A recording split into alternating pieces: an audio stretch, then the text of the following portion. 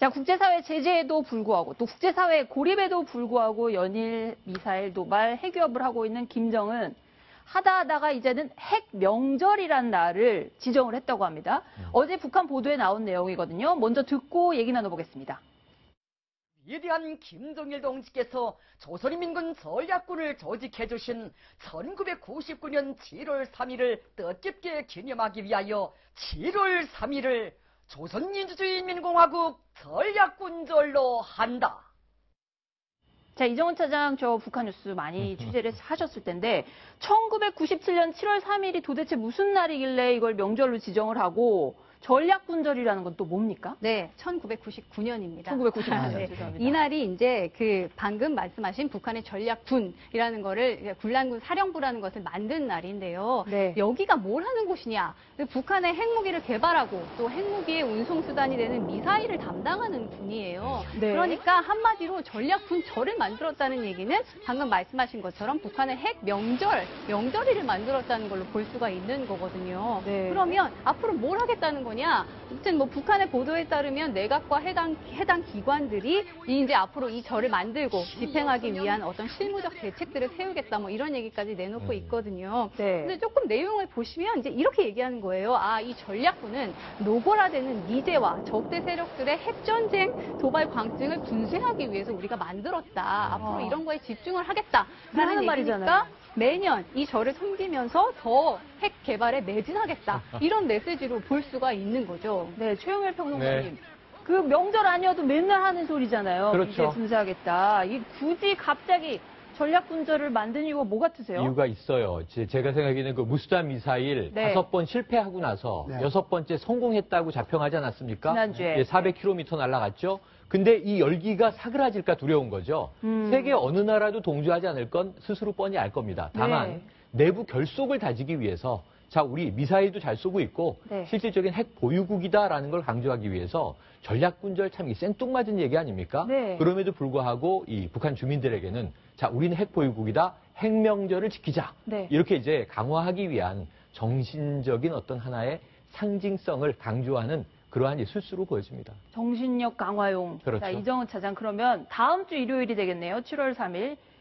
첫 번째 이 핵명절이 될 텐데 일주기. 뭐 선물이라도 나눠주겠다는 건가요? 그 전략군절에 뭐 하겠다는 얘기인가요? 원래 이제 북한이 만드는 각종 행사일에는 네. 뭐 열병식을 한다든지 여러 가지 행사들을 합니다. 앞으로 매년 그렇게 될 가능성이 그렇겠죠. 높은데 네. 방금 말씀하셨지만 원래 선물 정치 해왔었거든요. 네. 이제 미사일과 핵 개발을 한 사람들한테 선물을 주는 게 시계 또 일상적이었었는데 줄까요? 지금 제재가 심해지고 네. 스위스의 고급 시계 같은 거 지금 수입이 하나도 안 되고 있거든요. 그렇네요. 네. 그래서 할 수 있는 것들이 상당히 줄어들지 않을까 네. 그런 생각은 드는데 어쨌든 지금 방금 말씀하신 대로 무수단 미사일 발사를 성공했고 다음으로는 핵탄두 폭발 실험을 할 것이다 이런 전망들이 나오고 있는 상황이라 이런 때에 맞춰서 또 뭔가 도발을 하지 않을까 그런 우려까지 사실 나오고 있는 상황입니다. 네.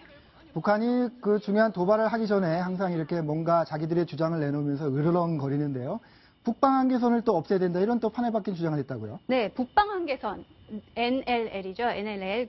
우리가 거기서 정말 북한이랑 많이 뭐 교전도 하고 그랬습니다만 북한 국방위원회가요. NLL을 없애야 된다. 이런 주장을 다시 내놨습니다. 사실 네. 새로울 것도 없기는 하지만 아무튼 이번에 내놓은 국방위 정책위의 내용은 이렇습니다. 만약 서남 해상에서 무장 충돌이 또다시 발생한다면 이번에는 3차 교전 규모를 벗어나 전면전으로 확대될 것이다. 이런 주장까지 내놓으면서요. 그러면서 최대한 빨리 뭐 북방 한계선을 한시 앞이 날려보내야 된다. 이렇게까지 주장을 하고 나오면서 이게 굳이 지금 다시 NLL을 거론하고 있는 것인데 아까도 말씀하신 대로 북한은 뭔가 도발을 하거나 문제가 되면 늘 우리 서해를 이렇게 직접거리고 그러면서 도발을 해왔거든요. 네. 무엇보다 최근에 계속 뭐 꽃게철에 그 중국에서 들어오는 배들이 네. 살짝 지금 다시 북한의 NLL을 넘어가서 도망가면서 왔다 갔다 아슬아슬한 상황이 벌어지고 있기 때문에 그거에 앞서서 전조로 뭔가 메시지를 내놓는 게 아닌가라는 네. 우려까지 나오고 있죠. 네.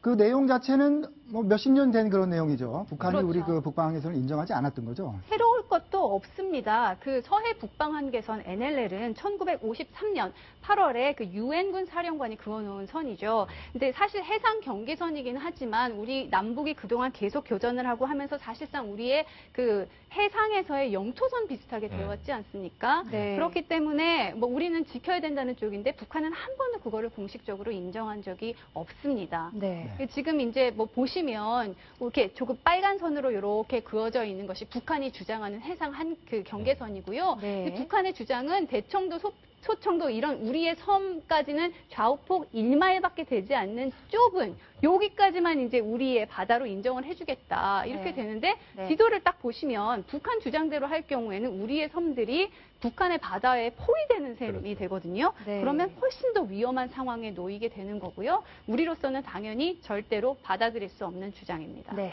네. 최영일 평론가님. 네. 6월 29일이면은 제2연평해전이 일어난 또 기념일이 맞습니다. 됩니다. 그 서해에서 갖은 교전과 이런 긴장이 끊이지 않는데 네.